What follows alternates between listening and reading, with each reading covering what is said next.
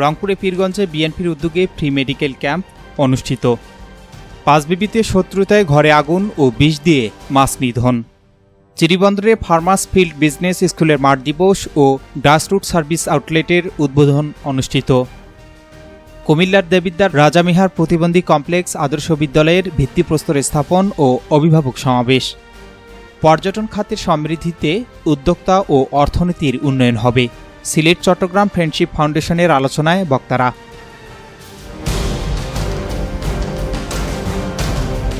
আসসালামু আলাইকুম। এমকে টেলিভিশনের নিয়মিত সংবাদে আপনাদের স্বাগত জানাচ্ছি আমি আশুরা খাতুন নদী।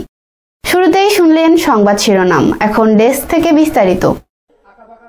রংপুর জেলা বিএনপির আহ্বায়ক সাইফুল ইসলামের সৌজন্যে শুক্রবার পীরগঞ্জের কাদিরাবাদ উচ্চ বিদ্যালয়ে অনুষ্ঠিত হয়েছে ফ্রি মেডিকেল ক্যাম্প। ক্যাম্পে চিকিৎসা সেবা প্রদান করেন অধ্যাপক ডাক্তার জাকির হোসেন, সাবেক অধ্যক্ষ রংপুর মেডিকেল কলেজ হাসপাতাল ও প্রতিষ্ঠাতা hypertension and research centre Rangpur. এ সময় উপস্থিত ছিলেন রংপুর জেলা বিএনপির আহ্বায়ক সাইফুল ইসলাম এবং রংপুর জেলা বিএনপির সদস্য ও পীরগঞ্জ উপজেলা বিএনপির সভাপতি মাহমুদুন নবী চৌধুরী পলাশ। বিনামূল্যে চিকিৎসা সেবা পেয়ে স্থানীয় এলাকাবাসীর মধ্যে ব্যাপক উৎসাহ ও সাড়া দেখা যায়। তারা আয়োজকদের প্রতি আন্তরিক কৃতজ্ঞতা প্রকাশ করেন। জয়পুরহাটের পাঁচবিবিতে শত্রুতায় ঘরে আগুন, বাগানের বেড়ায় ভাঙচুরসহ গাছ কাটা ও পুকুরে বিষ ঢেলে লক্ষাধিক টাকার ক্ষতি করার অভিযোগ পাওয়া গেছে। জমিজমার জের ধরে ঘটনাটি উপজেলার রামভদ্রপুর গ্রামে ঘটে। প্রতিকার চেয়ে থানায় লিখিত অভিযোগ করেন উপজেলার বাগজানা ইউপির রামভদ্রপুর গ্রামের মৃত বশির উদ্দিনের ছেলে নফির উদ্দিন। অভিযোগে জানা যায় একই গ্রামে মৃত ওসিম উদ্দিনের ছেলে রাজুর পরিবারের সাথে দীর্ঘদিন ধরে তাদের বিরোধ চলে আসছে। এরই ধারাবাহিকতায় গত 24শে আগস্ট নফিরের ঘরে আগুন দেয়। পরের দিন বাগানের নেটের বেড়া ভাঙচুরসহ গাছ কেটে ও উপড়ে ফেলে লক্ষাধিক টাকার ক্ষতি করে। এর প্রতিবাদ করায় উল্টো প্রাণনাশের হুমকি দেয় রাজু। গত 28শে আগস্ট বৃহস্পতিবার রাতে পুকুরে বিষ প্রয়োগে মাছ মেরে ফেলে। মাছ মেরে ক্ষতি করায় নফির থানায় আবারও অভিযোগ করেন।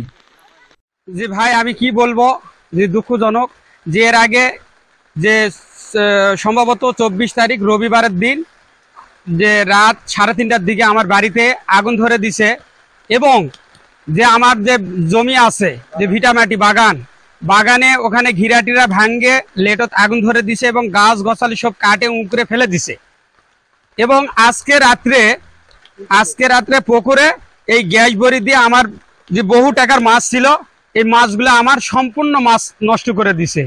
এই জন্য আমি আইন শৃঙ্খলা বাহিনী যে অভিযোগ করেছি যে তারা এখনো পদক্ষেপ নেয়নি। এজন্য আমি আশঙ্কাজনক আছি, সে আমাকে হুমকি দেয় যে আমাকে আগুন দিয়ে পুড়ে মেরে ফেল দিবে, আমাকে অনেক কিছু করবে। আমি কি রাত্রে আমার বাড়িতে আগুন ধরে দেওয়ার পর সকালবেলা দেখতেছি আমার বাগানে গাছ গছগুলো কাটে কুটে সব একবারে মেসমার করে দিছে, ঘিরি গুলা তামান পুড়ে আগুন ধরে পুড়ে শেষ করে দিছে। আজকে আবার আমার পুকুরে বিষ দিয়ে মাছ মারতেছে, সম্পূর্ণ গুলা গ্যাস বড়ি দিয়ে সম্পূর্ণ মাছগুলো মরে আমার সাফাই গেল। আর আমাকে হুমকি দেখাচ্ছে তুই আর কত কি আছে তোক মুড়তে যা লাগে। আমার মেলা ক্ষয়ক্ষতি করতেছে ওই রাজু, অসুবদ্দিনের বেটা রাজু, এই হুমকি দিয়ে এগুলো আমার করাচ্ছে। আমি এর বিচার চাই। বললাম যে ওইখানে বেড়া ছিল এবং গাছ গছালি ছিল, আগুন লাগিয়ে দিচ্ছে, ভাঙিয়ে দিচ্ছে, গাছ কাটে ফেলে দিচ্ছে, উপড়ে দিচ্ছে, বহুত কিছু করছে দেখেছি। কে এবং কাহারা করছে আত্মীয় বেড়া আমরা সেটা দেখিনি। এ ঘটনায় পাঁচবিবি থানার অফিসার ইনচার্জ ময়নুল ইসলাম জানান, এই ব্যাপারে অভিযোগ পেয়েছি, তদন্ত সাপেক্ষে আইনগত ব্যবস্থা গ্রহণ করা হবে। বিরুদ্ধে যে অভিযোগ দেওয়া হয়েছে যে আমি গাছ কেটেছি, ঘিরা ভাঙিয়েছি, পুড়িছি এবং খেরেবেলাতে আগুন ধরে দিছি, পুকুরে বিষ দিছি, এগুলা অভিযোগ মিথ্যা। আমি এগুলা করিনি। এগুলা যারা করেছে তাদের ধরতে পারতেছে না।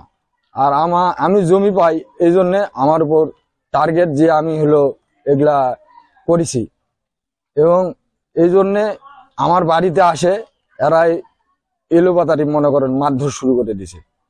এরা থানাতে মামলা করার পরও আমার কাছে এলোপাতারি বাড়িতে, আমার ওয়াইফ প্রেগনেন্ট, ওনাকে আসে মনে করেন মারধর শুরু করছে। আমি ঘুমেছিলাম, আমার ঘুমোর থেকে ডাক দেওয়ার পরে আমি আসে দেখি আমার বউ ওয়াইফ মনে করেন হলো হাত কাটা। দিনাজপুরের শ্রীবন্দরে ফার্মার্স ফিল্ড বিজনেস স্কুলের মাঠ দিবস ও গ্রাসরুট সার্ভিস আউটলেটের উদ্বোধন অনুষ্ঠিত হয়েছে। গত বৃহস্পতিবার বিকেলে সাইতাড়া ইউনিয়নের খোসনা কৃষক মাঠ ব্যবসায় স্কুল চত্বরে এ আয়োজন করে small holder agriculture competitiveness project SACP range বাস্তবায়ন করে উপজেলা কৃষি সম্প্রসারণ অধিদপ্তর। অনুষ্ঠানটি উদ্বোধন করেন কৃষি সম্প্রসারণ অধিদপ্তর দিনাজপুর অঞ্চলের অতিরিক্ত পরিচালক মোহাম্মদ রিয়াজউদ্দিন। সভাপতিত্ব করেন উপজেলা কৃষি অফিসার কৃষিবিদ জোহরা সুলতানা শারমিন।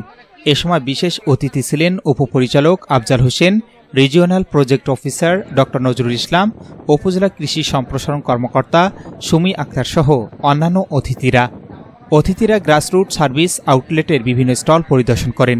এছাড়াও কুইজ প্রতিযোগিতায় বিজয়ী কৃষক কৃষানীদের মাঝে পুরস্কার বিতরণ করা হয়।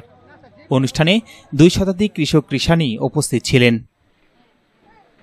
কুমিল্লার দেবিদ্বারে রাজা মিহার প্রতিবন্ধী কমপ্লেক্সে আদর্শ বিদ্যালয়ের ভিত্তিপ্রস্তর ও অভিভাবক সমাবেশ অনুষ্ঠিত হয়েছে। গতকাল বিকেলে ইউনিয়ন পরিষদ মাঠ প্রাঙ্গণে এ অনুষ্ঠানের আয়োজন করে জাতীয় অনলাইন প্রেস কাউন্সিল। সভাপতিত্ব করেন সংগঠনের সাধারণ সম্পাদক ও নিউজ 24 প্রতিনিধি মোহাম্মদ ফিরোজ। সমাজসেবা অফিসার রোমান হোসেন প্রধান অতিথির বক্তব্যে বলেন, অটিস্টিক ও প্রতিবন্ধীরা সমাজের বোঝা নয়। সরকার বিভিন্ন উদ্যোগের মাধ্যমে প্রতিবন্ধীদের মূলধারায় অন্তর্ভুক্ত করতে কাজ করছে। বিশেষ অতিথি হিসেবে বিএনপির মনোনয়ন প্রত্যাশী আবুল কালাম আজাদ ঘোষণা দেন, প্রতিবন্ধী স্কুলটির জন্য তিনি নিয়মিত আর্থিক সহায়তা করবেন এবং নির্বাচিত হলে ভবন নির্মাণে সহযোগিতা করবেন। সভাপতির বক্তব্যে মোহাম্মদ ফিরোজ বলেন, প্রতিবন্ধীরা মহান আল্লাহর সৃষ্টি, তাদের অবহেলা করা উচিত নয়। তিনি স্কুলটির উন্নয়নে জাতীয় অনলাইন প্রেস কাউন্সিলের পক্ষ থেকে সহযোগিতার আশ্বাস দেন। অনুষ্ঠানে আর উপস্থিত ছিলেন শিক্ষা কর্মকর্তা সেলিম আহমেদ, স্কুলের প্রধান শিক্ষিকা তামান্না আক্তার লাভলি, সাংবাদিক, মানবাধিকার কর্মী ও স্থানীয় নেতৃবৃন্দ। সিলেট ও চট্টগ্রামের পর্যটন শিল্পের বিপুল সম্ভাবনা কাজে লাগালে দেশের অর্থনীতি সমৃদ্ধ হবে এবং নতুন উদ্যোক্তা সৃষ্টি হবে, এমন মন্তব্য করেছেন বক্তারা। বৃহস্পতিবার বিকেলে চট্টগ্রামের চেরাগি গলির হায়দার আলী চৌধুরী হলে সিলেট চট্টগ্রাম ফ্রেন্ডশিপ ফাউন্ডেশনের আয়োজনে কর্মসংস্থান সৃষ্টির লক্ষ্যে ট্যুরিজম ও উদ্যোক্তা শীর্ষক মতবিনিময় সভা অনুষ্ঠিত হয়। সভাপতিত্ব করেন সংগঠনের প্রতিষ্ঠাতা সভাপতি শহীদুল ইসলাম। অনুষ্ঠানে প্রধান অতিথি ছিলেন হিন্দু ধর্মীয় কল্যাণ ট্রাস্টের ট্রাস্টি দীপক কুমার পালিত। প্রধান আলোচক ছিলেন বাংলাদেশ ব্যাংকের সাবেক যুগ্ম পরিচালক ও মুক্তিযোদ্ধা ফজল আহমেদ। বিশেষ অতিথি হিসেবে বক্তব্য দেন বাংলাদেশ ব্যাংকের সাবেক উপমহাব্যবস্থাপক একরাম হোসেন, মানবাধিকার সংগঠনের সাধারণ সম্পাদক মোস্তফা আল মাসুম, অধ্যাপক ড মোহাম্মদ ইসমাইল সহ বিভিন্ন সংগঠনের নেতৃবৃন্দ। অনুষ্ঠানে বিশেষ অবদানের জন্য নারী উদ্যোক্তা ফারাহানা আফরোজ খানম, প্রকাশনা সচিব ফিরোজ চৌধুরী এবং সীমা গ্রুপকে সম্মাননা প্রদান করা হয়। S Rahman, news desk, MK television. শেষ করছি এমকে টেলিভিশনের নিয়মিত সংবাদ। এতক্ষণ সাথে থাকার জন্য সবাইকে অসংখ্য অসংখ্য ধন্যবাদ।